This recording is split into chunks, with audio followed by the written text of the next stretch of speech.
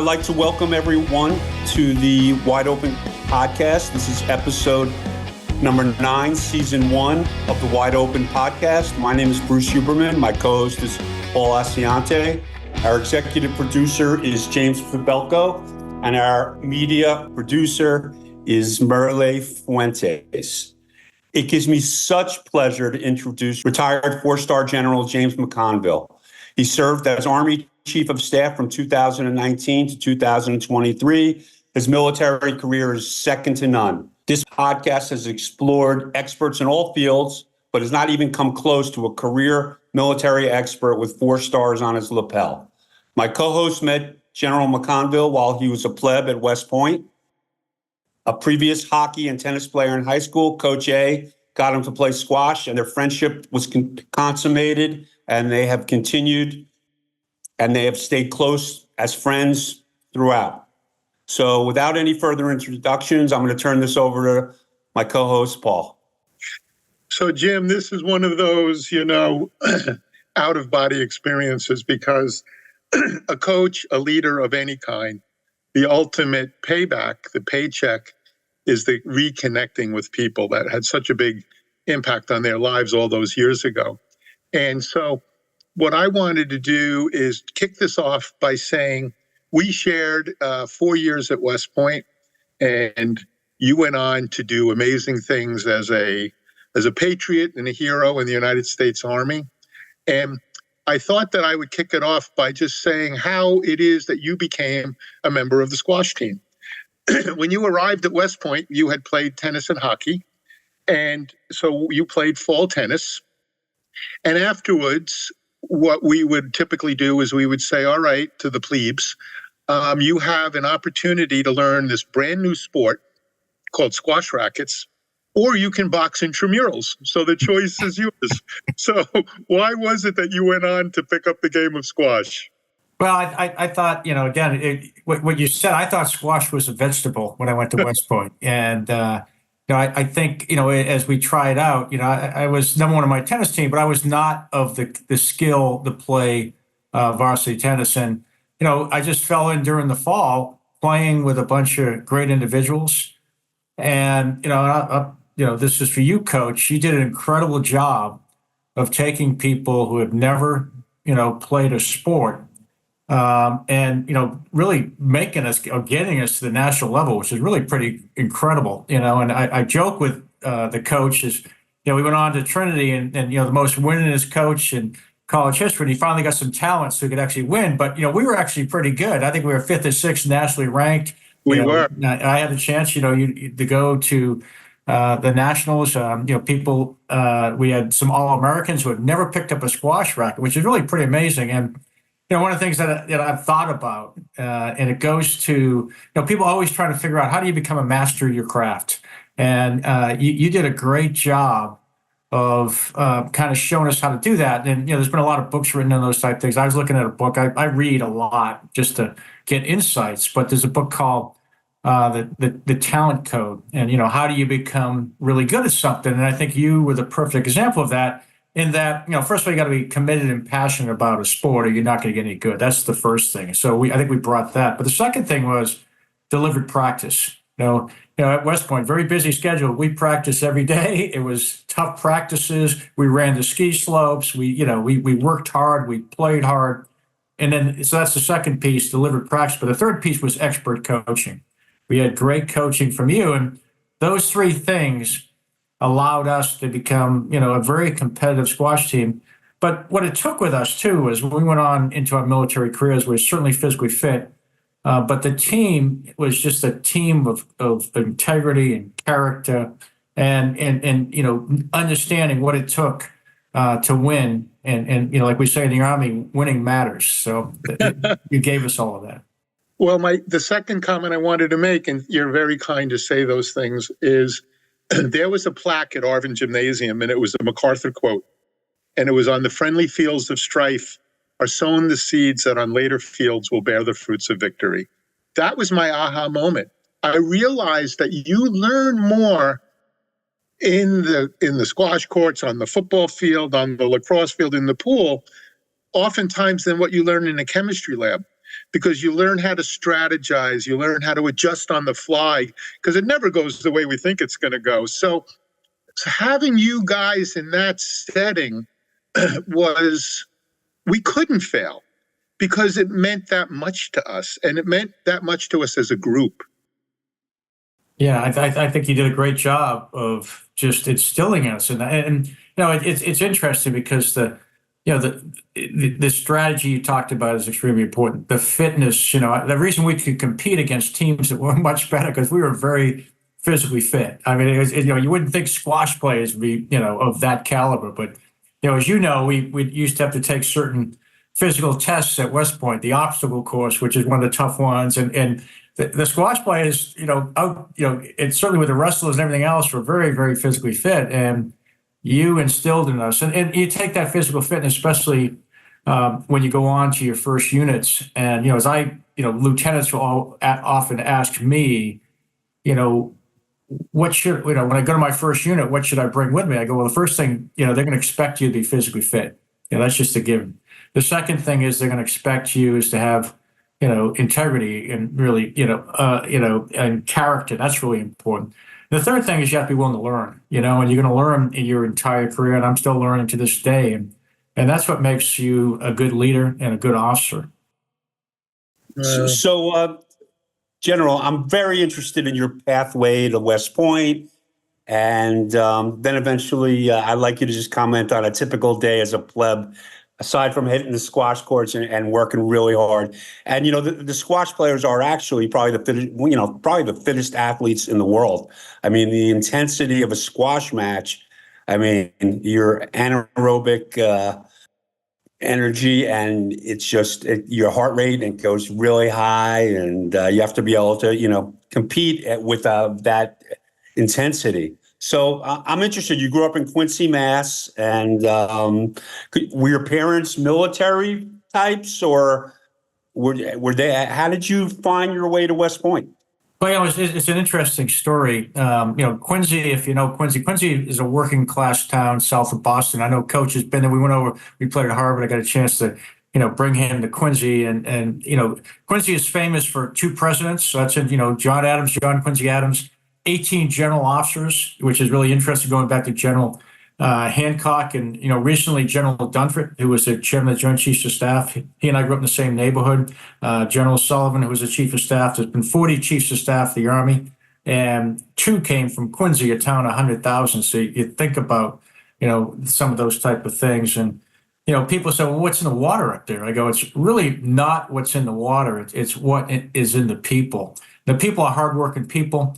Most of the dads served in the Korean War, World War II. So you grew up, you know, among people that had tremendous respect for the military. They weren't career military, but they had all done their time, and there was a certain expectation that service was a good thing. And you know, Quincy is a city of patriots, and that's kind of instilled in you early on. The thing I didn't mention is 3 Congressional Medal of Honor recipients from Quincy too. But, you know, we grew up like most kids. We played a lot of sports.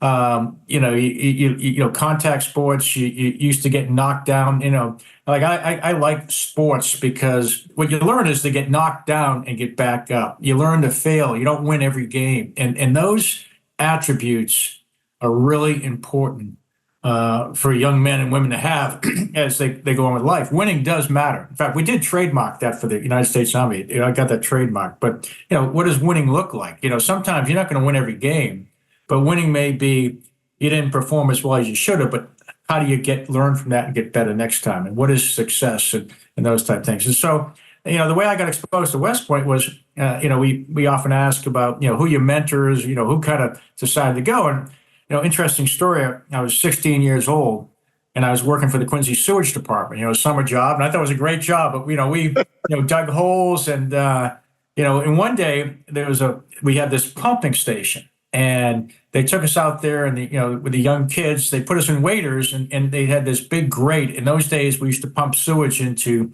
Quincy Bay, and it wasn't really a good thing. And so what happened is we're shoveling all day trying to clear the grates, you know, really bad work, smelly, awful. And one of the, you know, gentlemen goes to me, you know, talk about mentors, you know, he goes, hey, Jim, he goes, you don't want to be doing this when you're 45 years old. Go to school, you know. And I said, I don't want to be doing it when I'm 16 years old. Never mind, and that was good mentoring. And then it came, a situation, where do you go to school?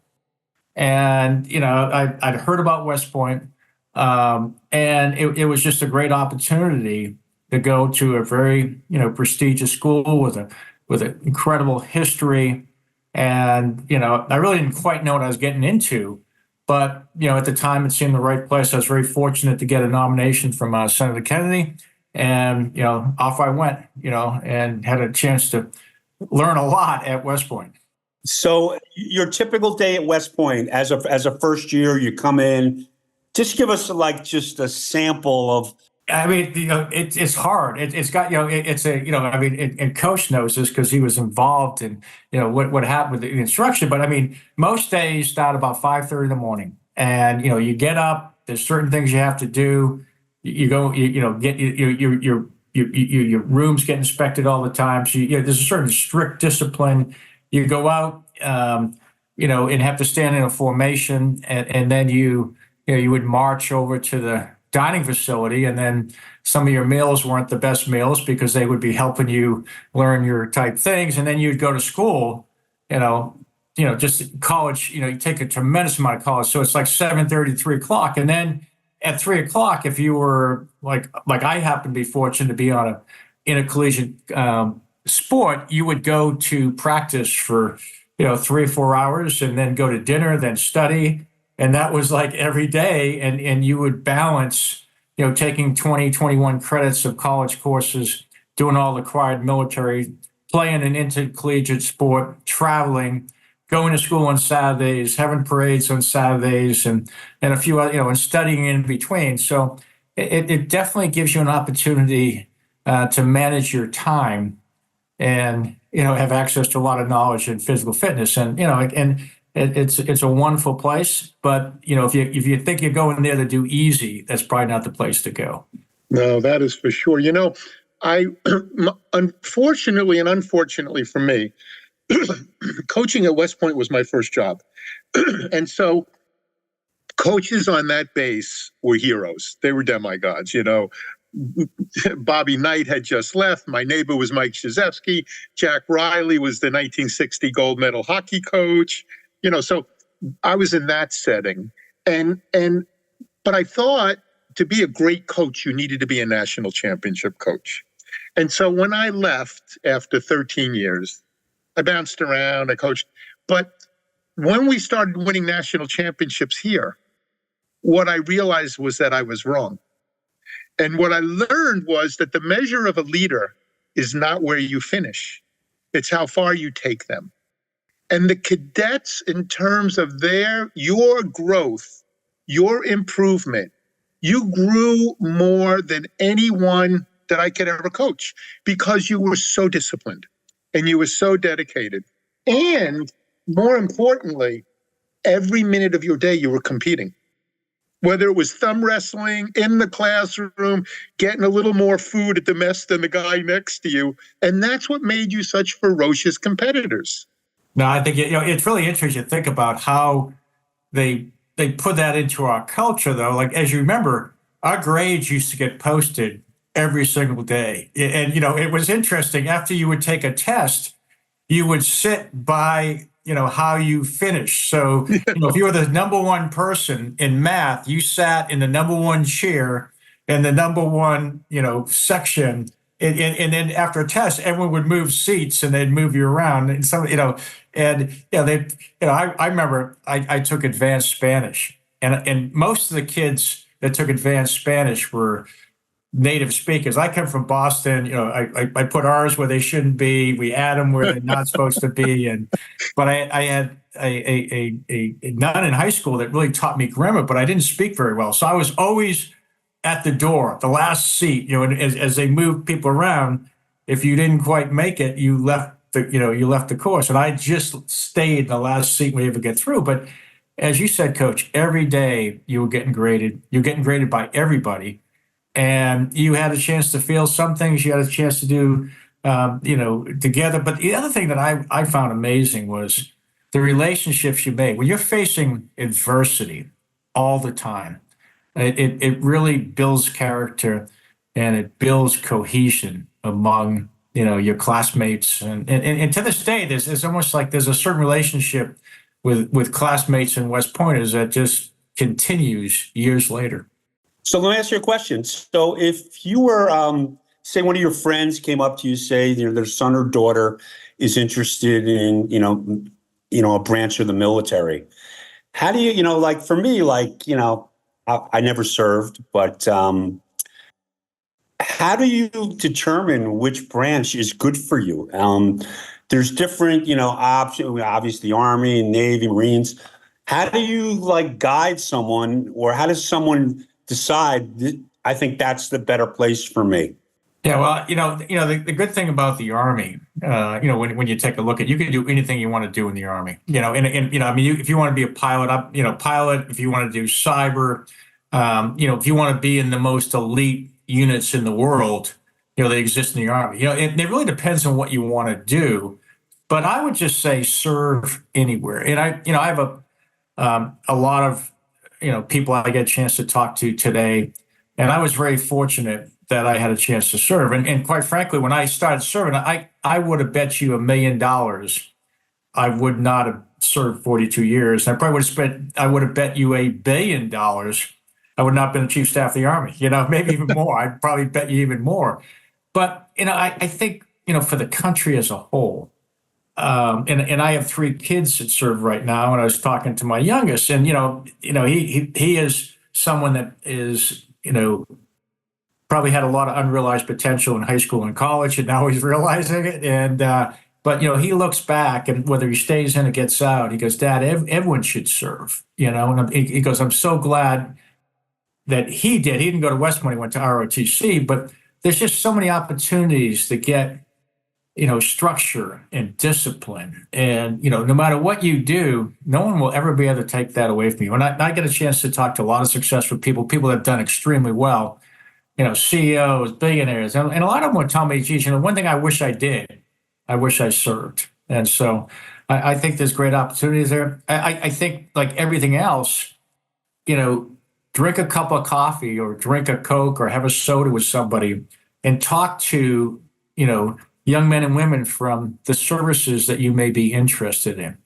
And, follow your passion, because that's the first thing. If you want to be good at something, you want to be passionate about it. And you may not get it right. If you go in the Army, you might start off as, infantry, or you might aviation, or you might end up in cyber, who knows what. But you want to go where there's lots of opportunities and lots of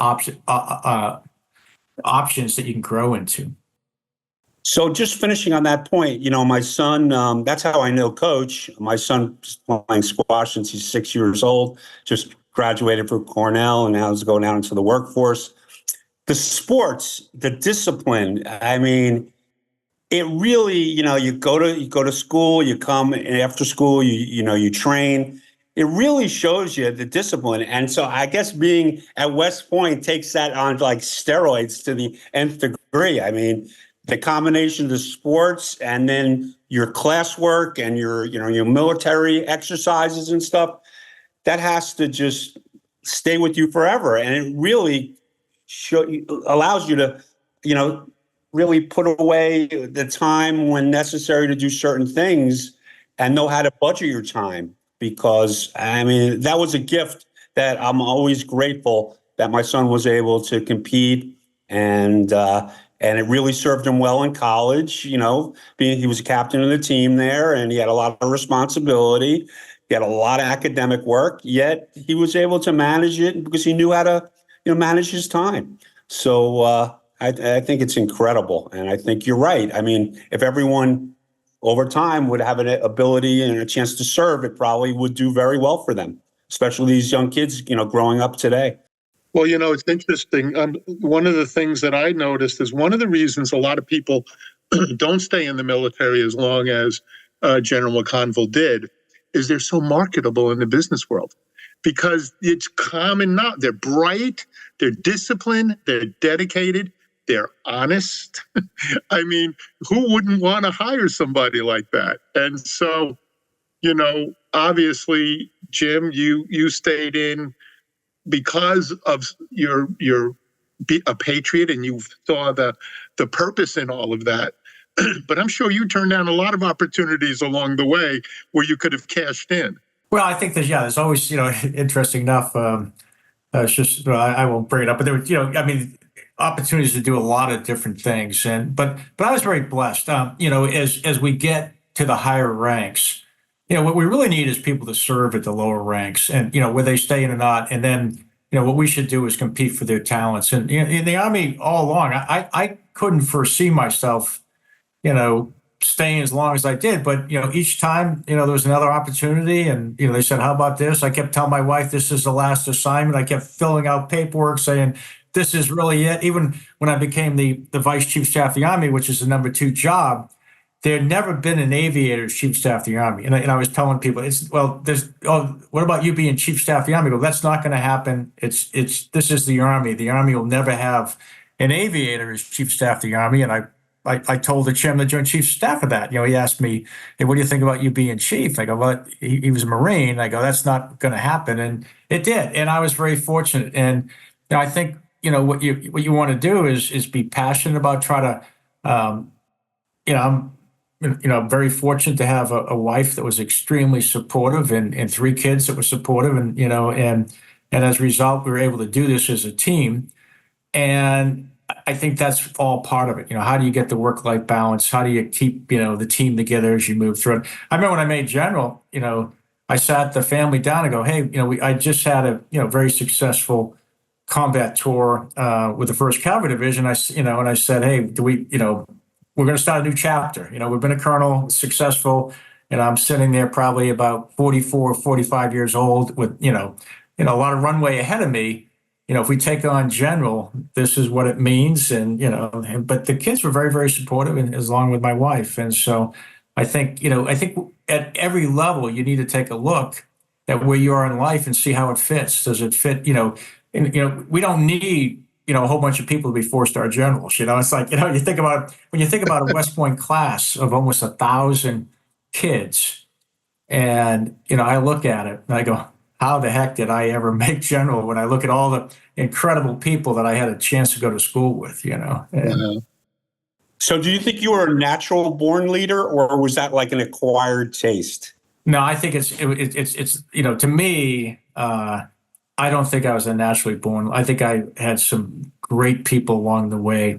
And I'm not so sure there are naturally born leaders. Some people I think have, genetics helps. When you look at talent, the talent code, talent management, if you're 7'2", you're probably not going to be a gymnast. You might be better in basketball, or something like that. Even like with us, who knows how much squash did for people like me that when I became a pilot and flying helicopters in combat, the coordination that you have from doing, the hand-eye coordination, which is really important, when it comes to doing those type things.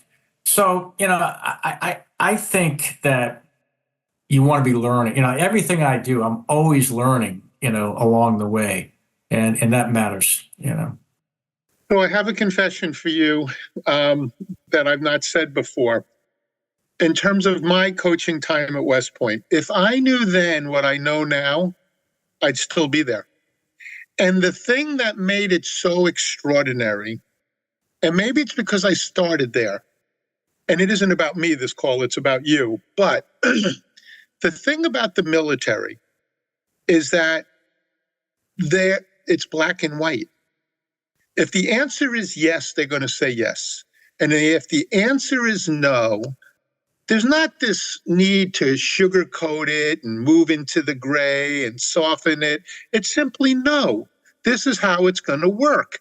And you can imagine growing professionally in that environment and then going to, in the middle 80s, Rye, New York, where everything was gray and everything was negotiable. And I didn't have the tools to manage in that setting. And I'm always amazed. You didn't do things because there was a bonus. You didn't do things because it was transactional. You did things because it was the right thing to do. And that, we don't see enough of that in this world. Yeah, although I'm glad you did get a chance to go someplace else. So, we would never saw your skill set. I mean, it's interesting watching, the Bobby Knights, the Coach K's, the Coach A's, and Belichick. I mean, like even Belichick, I mean, all these folks that have had, an academy experience. And it's hard there. You're trying to get, I mean, when you think what a tough job for a coach, because they're not getting, money to play this. They don't have a guy, they are, you don't get much of their time. You're competing for their time. And you're looking at these kids that are taking, multivariable calculus, football play. Everyone's taking these tough engineering courses. Yeah. At the same time, they're trying to do all this thing. And, the fact that you all produce the teams that you do is really pretty incrediable. And I really think, I just think the whole place, as I've had a chance to step back and take a look at it, and as chief, and I hear a lot of people talk about, the kids today of this or that, and the academy kids are just unbelievable. And I even talk to my, some of the alumni sometimes can get, difficult. I was given a speech at one of the great honors the Chief of Staff of the Army has is you give the graduation banquet speech every year. The night before they go out and get their diplomas, you get to speak to them. And, and I've given them a big, hoorah type speak. But, I was talking to one class and I go, for those who talk about the core paths, you have 4 Rhodes Scholars, 4 more than my class. I just went through and said, you did this, you did that, and so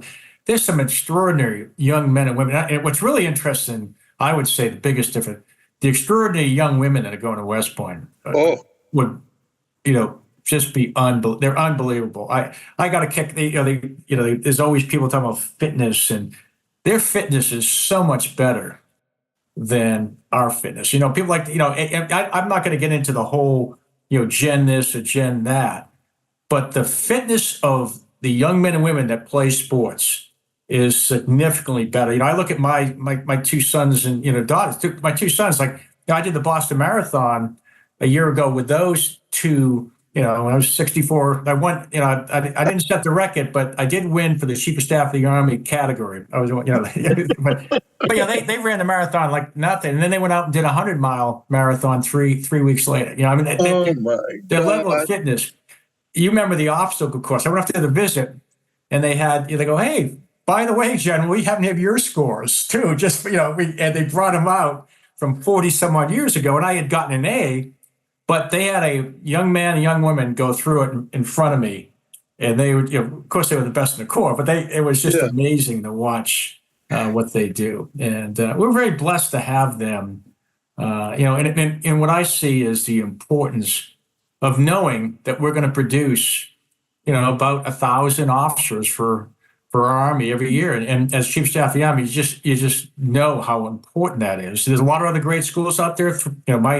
My kids went to ROTC, Boston College, Boston University, and Clemson, a direct commission. So, all those programs are really important. But, at the end of the day, West Point is where you're going to get your, a good sliver of your officers, and that's really important.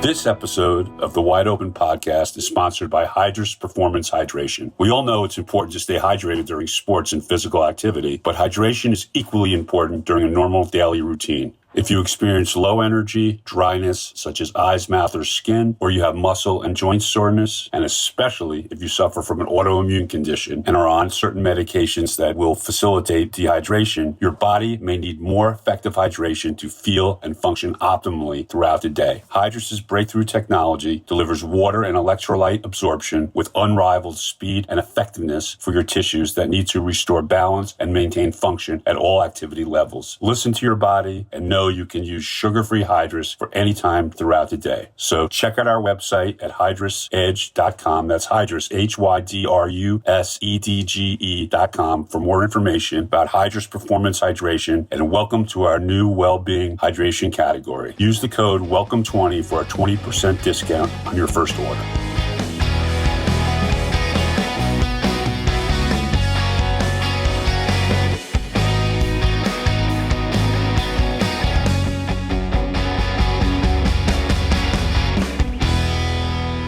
So during your time at West Point, you mentioned that you've ended up focusing on aviation. So what was the intrigue? And I mean, being a helicopter pilot, I mean, those machines are just beyond. And so how did you start dabbling in that and knowing that you like that? Yeah, there's a thing that people talk about how if you're ever going to inspire your kids, do a thing called primal cues. Okay, that's what they call it. You expose them to certain things. And my dad actually took me up to West Point at 10 years old. And I just, back in my mind, it was a primal cue, so you never know as you're taking your kids through life what to expose them. But what happened to me was, interesting enough, I'd never been in an airplane until I went to West Point. So the summer, which is really amazing when I see my kids and my grandkids who are, like up in more planes. But at the time, where I came from in, Quincy, Massachusetts, we just didn't go anywhere, and didn't think we needed to either. But we got a chance to go to Fort Knox. They flew us out there in a C-130, which is a cargo plane. And then they exposed us to the various branches of our army, armor and tanks and infantry. And I came up with the idea that, at the time I was going to be an infantry officer that flew helicopters. And the reason was they had this cavalry unit, air cavalry unit, that flew these little helicopters. And there was a Vietnam pilot that took me out, in the helicopter and showed me what they could do. And I go, "You get paid to do this?" And he goes, "No, we get paid more to do this." And I go, I was sold on that, so I became an infantry aviator. And then eventually aviation became a branch. But I went to the Air Cavalry and, there was a lot of esprit.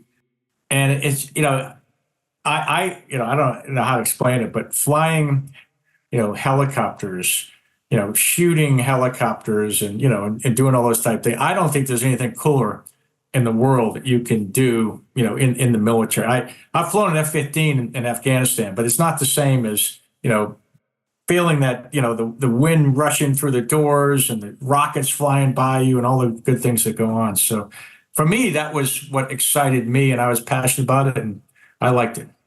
Were you flying Apaches?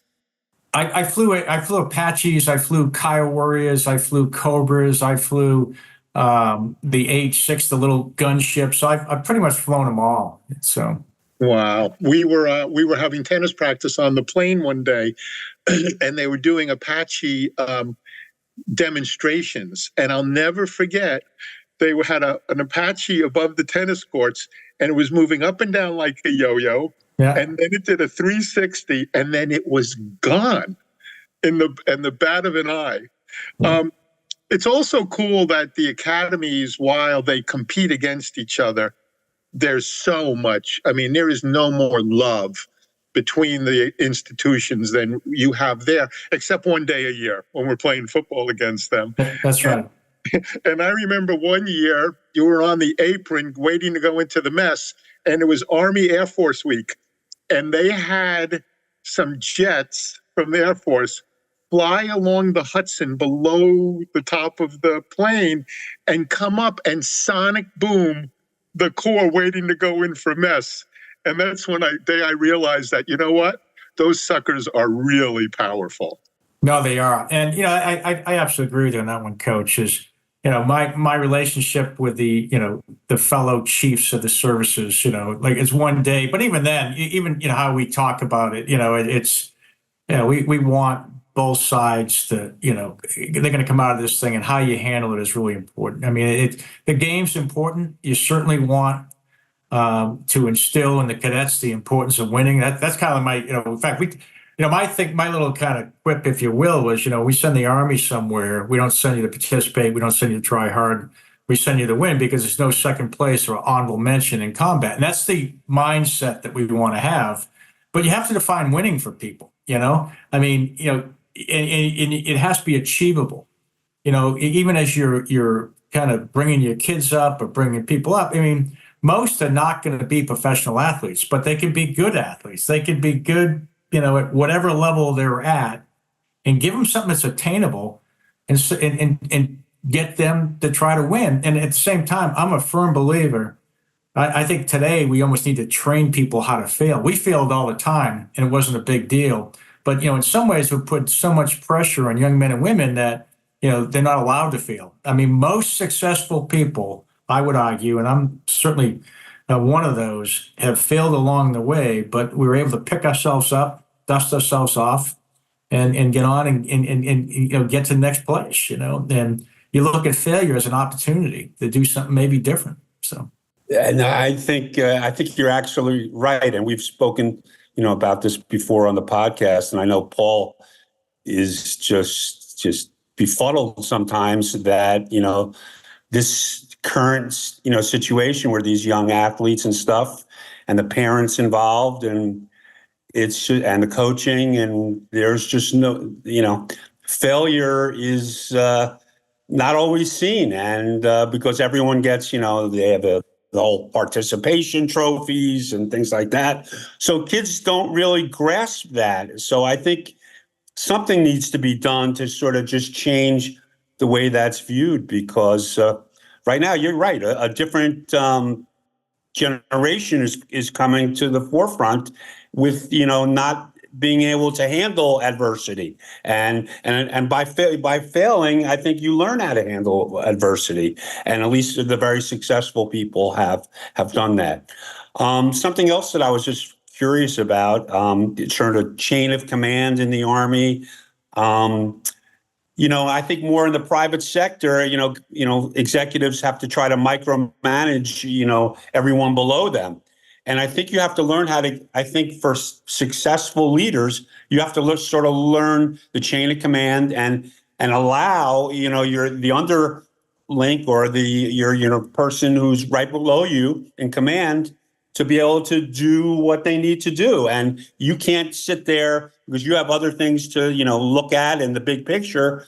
So how does that work? And how do you learn how to give up some of the control and realize that, you'll be more successful if you let the people underneath you, do what they need to do and do it correctly? Yeah, we have a kind of a term we call mission command, which is the way you give guidance and intent. You basically tell your subordinates, hey, here's kind of your task and purpose that we want you to accomplish. We don't necessarily tell you how to accomplish it. And, as I've learned over the years that, first of all, most leaders, that's what they want. They don't want you to micromanage them. And quite frankly, when you're in combat and, the bullets start flying and everything is happening, if you think you're going to be able to do that, you haven't led in combat. So you might as well start teaching people how to do it before they get in a situation where everything falls apart. And I think that's incredibly important. The other thing I would suggest, though, when I talked about organizations, and it's the same thing with teams, is I tell commanders, make sure that your organization is highly trained, which means they're competent at their job. Belichick used to talk about do your job. Well, you can't do your job if you don't know your job. So you have to become a master of your craft. You have to be highly trained. You have to do that deliberate practice to make sure that you're good. The second thing is you have to be disciplined. You got to be able to trust people. As Coach was talking about, you have to be able to trust people. They're going to do the right thing the right way. And it takes both. And you have to show them what that looks like. If you can't trust them, you can't do mission command. The third is they have to be physically fit. If you tell them, hey, you need to go up that hill, and they're not fit enough to go up that hill, then you can't do it. So you need those three things, highly trained, disciplined, and fit if you want to be successful in whatever you're going to do. And the other thing I would suggest is that I've learned over leadership, some people you need to give a lot more guidance than other people. They're really good, but different leaders, need, some it's like, hey, go make me proud. That's all you need to tell them. And they get it and they're off there. I've had generals that can do that. Others, hey, I need you to go left, right, left here. And they'll still do it, but they just need a little more help to get where they are. And understanding the people that you work for, understand their talents and what do you have to give them to be able to do their job is a skill set that senior leaders should develop. It's interesting, and you mentioned Belichick, who I've gotten to know well, and he says do your job, but the other thing he says is stay in your lane. Yeah. And And that's where you as a leader excelled, because you put people in places where all they needed to do was what they were best at. Because you don't win covering weaknesses, you win playing to your strengths. And so that must have been something that you honed along the way, being able to recognize the true strengths, the secret sauce of people, and putting them in places where that's all they had to do. Yeah, I think that's so important. And I think Belichick does that really well when you think about, and you orchestrate the team. If you have a really good quarterback that can throw, well, you better have good receivers. Well, if you don't have good receivers, well, you can't go down that right. That's not the right play. And we see the same thing, in the military. We have some leaders that, are very innovative, and you give them the innovative things to do. Others are, they'll make sure the trains run on time and they keep them on track, and they do a very good job of that. But if you tell them, hey, I want you to put new track in, they're like, hey, wait a minute, that's not what I do. I'm a long snapper. That's what I do. I don't do, this type of thing. And I think understanding, if you don't understand your strengths as a coach, how do you play to them? Yeah, no, you can't. I'd like to go back to a tough topic, because we touched on it a little bit, but we didn't relate it to the military. There's no question you don't learn virtually anything winning. Job's done, on to the next one, well done. But you do learn everything in losing. But in your world, losing doesn't look very pretty. Yeah. How have you managed you're a man, you have feelings, but you're dealing with stuff that you have to detach from, I would suspect. How have you dealt with that in your career? Yeah, it's really hard, because when you make decisions, people are going to get hurt and people are going to die. And, what you try to do is you try to prevent that as much as possible. And even more so is, one of the challenges in aviation is, I've been to, fairly good amount of combat, but when you're in aviation, you're in combat all the time. You're fighting this thing called gravity. And, and so every time someone goes up, or your kids go up, or I go up, you're in this situation that can be very challenging. So, first of all, you can't ever take yourself out that you don't care. The most important thing you can do is care. And, when something happens, the number one thing you want to do is take care of the family. And, for the family, that is, it's just, they just lost their world, and so, how we do that in the military is really important. You got to make sure you're taking care of that family, doing everything you can, because they just lost the most important person in their life.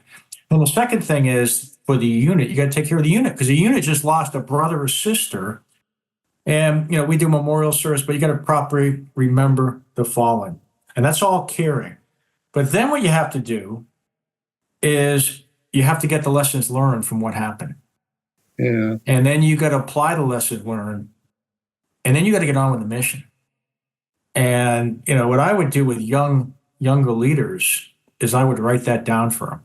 Because when you lose a brother or sister, it is just, the pain, but you have to, and it's like, okay, you need to go in a room, do something, cry, get that, grieve. That's okay.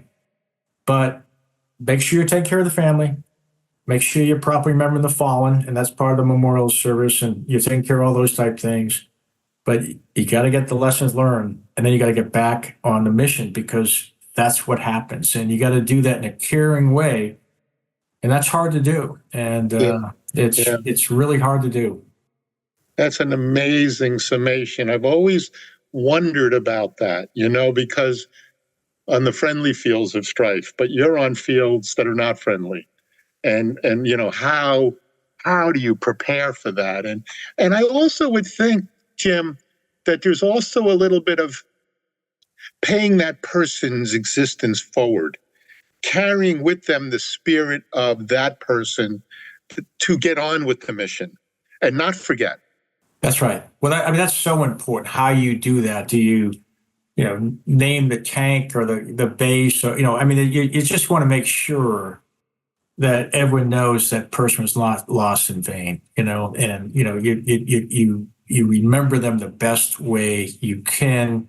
You want to make sure, the organization understands that they were valued, like everyone's a valued member, but, let's not forget, what happened here. Yeah. Wow. That's tough. Just to get to the opposite of that, I think it's the word punishment. And, it doesn't necessarily mean in the military, but what do you think is really like, if someone in the sporting world shows up to practice an hour later, what is your thought on punishment? And like, what do you think is the most effective way to try to not duplicate that for that person in the future? So I think that's really important because I think it's a very fine line. Today, you have to be very careful how you manage someone who doesn't, perform or does something that's really egregious. How do you handle that? And what do you think on? Yeah, I mean, it's interesting because again, from a leadership standpoint, what I've always tried to do is build a cohesive team. And what do I mean by that? A cohesive team where everyone feels that they're a valued member, so almost to the point where, I've had people tell me, gee, sir, I wish you would just yell at me. But the fact that I show up at practice, I let down the team. That's what you want to do. You want to, it's all about the team, and some people will tell you there's no I in team. There is a me, you got to look for it. But, me, if you get it. But the idea is you want everyone to be committed to the team. And it's interesting. There's a book called The Tribe. I don't know, Sebastian Junger wrote a book called The Tribe. But I asked him to come and speak, because I'm always trying to get an edge of, the importance, my little kind of words I use to describe what I was trying to do in the Army. I go, what I would tell leaders, this is my intent. I want you to build cohesive teams that are highly trained, disciplined, and fit, that can fight and win on any battlefield. That's your job. You go do it. I'm not going to tell you to do it. No, I'll help you. But that's what I want you to do. So that cohesion is the secret sauce. And when you've been in combat, you'll see that keep people together in the toughest situations. I mean, so Sebastian Junger did a movie Restrepo, and it's about this. And I happened to be there when he did it, but there were 30 kids, young soldiers, up on a hilltop in the middle of Afghanistan, getting shot at every day and doing all these incredible things. Wonderful, but the cohesion of that team was so tight that they're probably happier than they ever were in the worst conditions, and they'll talk about it for years. So I asked him to come, and he wrote a book, and he talks about tribes and how people come together. And so he came to talk, and he goes, the best way you can build cohesive teams, he goes, first of all, General, I don't know why you're asking me. You guys do it better than anybody else. But here's what you do. You bring a small group, you take your team, whatever team it is, okay? You put packs on their back, and you take them on a long hike for a whole day, make them, climb over rocks and, like Coach to us, climb a ski slope or something like that, and then have them sleep outside. He goes, we've done studies. There's something about, if you sleep outside by yourself, it's a really scary experience, but if you're with a whole bunch of other people together, look at the stars, that brings people together. So take a team, put packs on them, hike, face some adversity, put them outside, they come together tight. That's how you build cohesion. So I would say on punishment, you have to take a look at what was the person, first of all, why were they late? I mean, do they just don't care enough about the team to be on the team? Then that's a problem. Or they just have time management problems, but get after trying to solve the problem. Don't go, fine, kick them off. I mean, I'm more into investing in people for the long term, giving them breaks, and then setting standards and discipline that you don't want to let people down. You don't want to be the one that's 30 minutes late. You don't want to be the one that didn't practice. You don't want to be the one that was out the night before the big game, because you don't want to let down your brothers and sisters who are counting on you. Oh, goosebumps. I'm getting goosebumps from everything you're saying, General. It's crazy. It's funny. You never know. Sometimes as a leader, you'll have to do something difficult, I remember we had a tennis player at West Point. He was a really great player, and it was early on in my time there, and he had trouble controlling his emotions. Yeah. So after his plebe year, I said, "Listen, man, this has to stop. We can't continue." So he was a yearling, second year at West Point, and he lunged for a wide ball at net, and the general's wife happened to be watching the match, and he ripped off an F-bomb.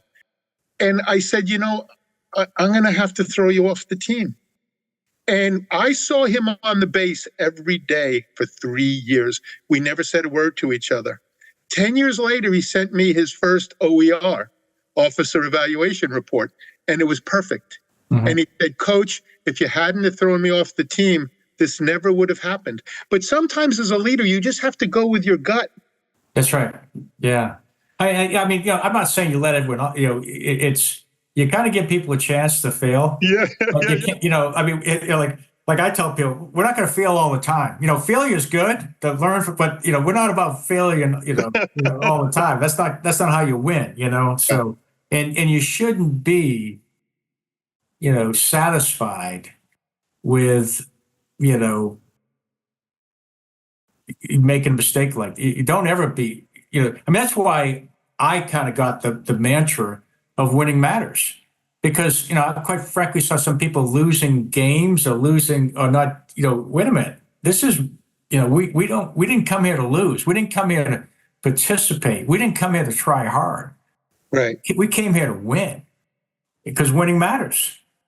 And I think sometimes you got to instill that in people. And it's interesting, you're doing it for a while. And I got a chance to, I brought it in for the Army, but I went up and talked to the football team, the hockey team really took it on, and it's like, hey, we sending, and I kind of, tailor it to whatever team I was talking to. Hey, we're not sending the Army hockey team to try harder, the Army football team, the Army, whatever team it is, and so the young men and women they really want to win. And you have to define what winning looks like for them, and it has to be achievable too.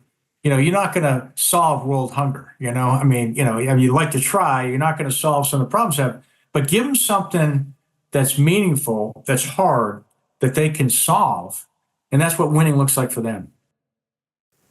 Just to change gears just a bit, in terms of, did you have a confirmation hearing as the Army Chief of Staff with Congress? I did, absolutely. So could you give us a little, the behind the scenes, how that works? And, I know it's got to be difficult in terms of just try to stay above the political fray, because, our country's divided. And we on this podcast, we avoid real politics and stuff. But how was that confirmation hearing? And did you have to prep for that, or how did that work? Oh, absolutely. I mean, we do confirmation hearings. We also do what we call posture hearings. So, do at least four of those a year.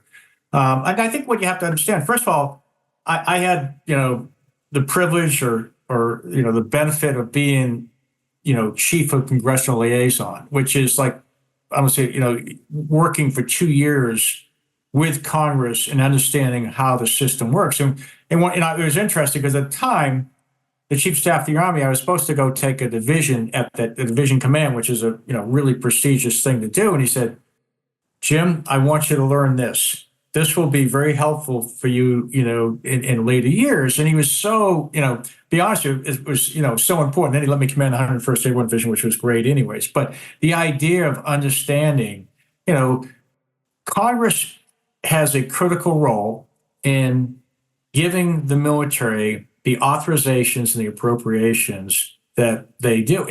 And so, it's hard, but that's our system. When you think about it, you can't hire a general or put him in a position without Congress confirming that. And what happens is the confirmation hearings are actually like a job interview. So you go over there, and each senator has a chance to ask the questions that they want to ask. And, your job is to, stay out of the politics. But you have to know what they are. And that's where some people make a mistake. You always have to be honest, and you have to be, forthright and those type things. But at the same time, you need to understand when you enter into left or right, which side, and you really want to try to avoid that if you can. So, my friend, you're about to enter into your new chapter in life. And I recently heard a person, she was announcing she was retiring, or she announcing that she was leaving. And the person said, "How do you feel about retiring?" And she bristled and she said, "I'm not retiring. I'm just starting a new thing." Yeah. And you've got so much left to give. You're so alive. So what's your next chapter going to look like? Well, it started. It's interesting. I'm learning business, which is I actually I'm an operating partner for a private equity firm that does national security, aerospace, and industrials, and I sit on some boards, and I do some speaking. I've been involved in some.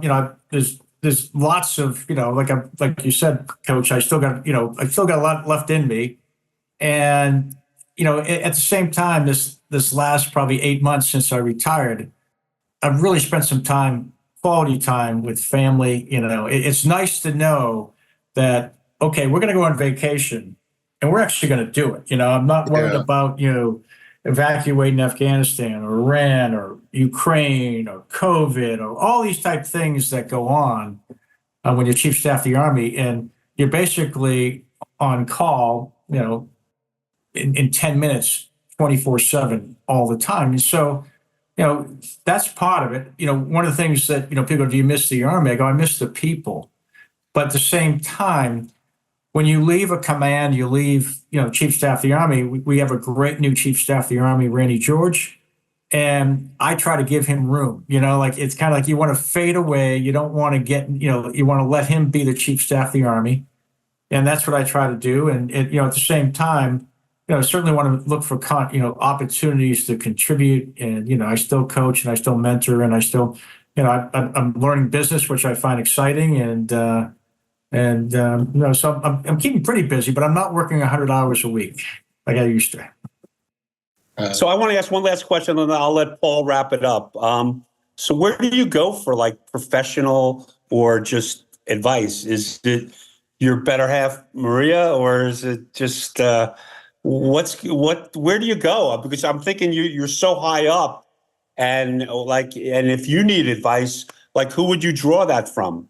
Well, I think you draw it from whoever the right person is to give it. There were some very challenging times during my chief of staff. I used to talk to my fellow neighborhood person, General Joe Dunford, who was retired, former chairman. Sometimes you got to go to where people understand the level that you're talking. General Odierno, who was the chief of staff, certainly talked to him. There's generals I talked to, there's senators I've talked to, there's congressmen. My wife certainly, the good thing about your wife, she'll always give you, unfettered feedback. But a lot of times it's just who is the right person to give you advice, and that's it. It's just like knowing your strengths and weaknesses, who can actually give you good advice.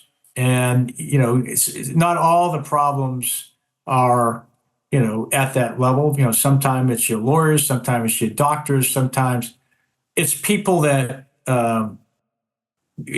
have, their perspective, or, if you're dealing, with a problem that affects, that gender or race or ethnicity or something like that, it's good to have someone that actually, I'm a white male, that's where, perspectives come in, whether you call it diversity, whatever you want to call it, you can call it whatever you want, but you want people with different perspectives that can help you see what other people are seeing, because you lead a very diverse organization.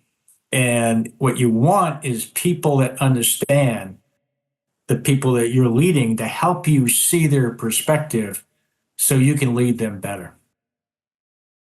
So I'm going to wrap it up, General James McConville. When we started this concept of a podcast, what we wanted to do was to talk to people that were highly successful in all walks of life. And I believe that so many of you people out there have very similar qualities. And, the one thing that I wanted to share to the audience here is when you think of a general and you think of the military, it's a very foreign animal to most of us. And we think of people differently. And the thing that came through today in the hour that we shared is your humanity. You're for all that you've done and all that you've accomplished, you cared about people the whole way through, and you still do. And so if nobody out there enjoys this podcast, I don't really give a damn. This is one of the best hours of my life. And I wanted to thank you for coming on.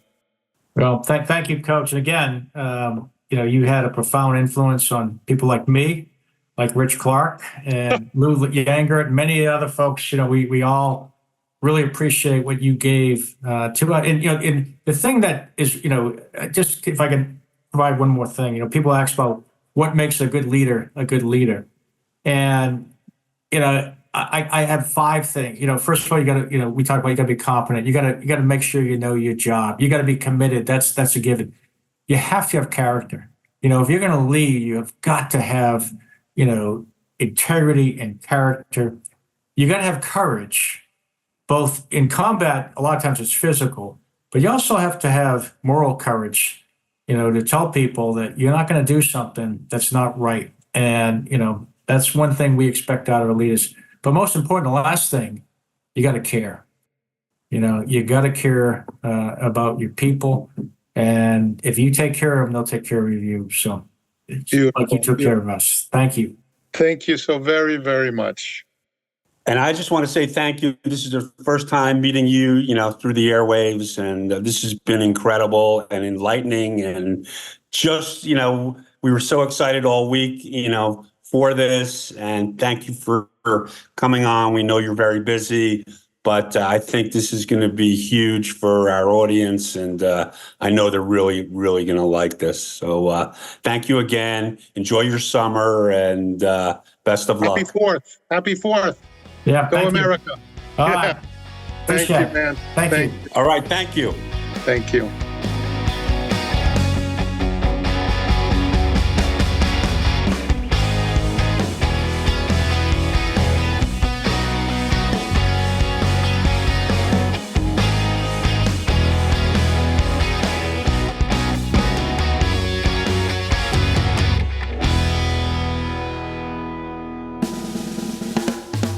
Thank you for listening to the Wide Open Podcast, a Zoa Soundworks production, hosted by Paul Asiante and Bruce Huberman as themselves. The show is produced and engineered by James Pavelko. Theme song and incidental music created by Zoa Soundworks, LLC, in collaboration with Marco Guarino. Have a question, suggestion, or just want to say hello? Send us an email through our contact page at zoasoundworks.com. That's ZOASOUNDWORKS. It may be featured in a future episode. You can rate and review us on Apple Podcasts. While you're at it, go ahead and subscribe to the Wide Open Podcast. We upload a new episode every month. Look for us on Apple Podcasts, Spotify, or wherever else you find your podcasts.